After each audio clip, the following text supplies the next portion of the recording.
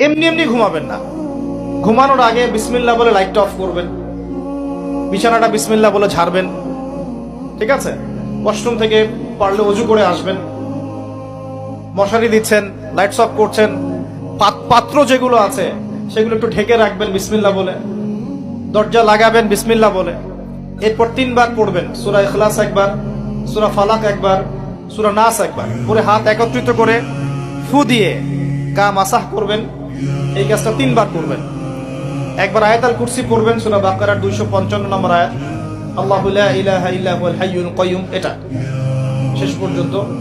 এরপর সূরা বাকারার শেষের 3টা আয়াত পড়বেন, লিল্লাহি মা ফিস সামাওয়াতি, এখান থেকে ফানসুরনা আলাল কওমিল কাফিরিন পর্যন্ত।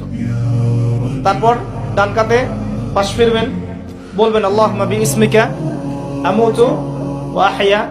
হাত নিবেন, হাতে গুনতে থাকবেন সুবহানাল্লাহ সুবহানাল্লাহ সুবহানাল্লাহ 33 বার, আলহামদুলিল্লাহ আলহামদুলিল্লাহ আলহামদুলিল্লাহ 33 বার, আল্লাহু আকবার আল্লাহু আকবার আল্লাহু আকবার 34 বার।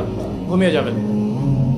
এখন যদি আপনি 6 ঘন্টা ঘুমান, আপনি নবী সাল্লাল্লাহু আলাইহি ওয়াসাল্লামের সুন্নত অনুযায়ী ঘুমিয়েছেন, প্রত্যেক ঘন্টা ঘুমানোর জন্য আল্লাহ আপনাকে নেকি দিবে ইনশাআল্লাহ। এমনি ঘুমালে নেকি হতো না, রেস্ট নেওয়া হতো।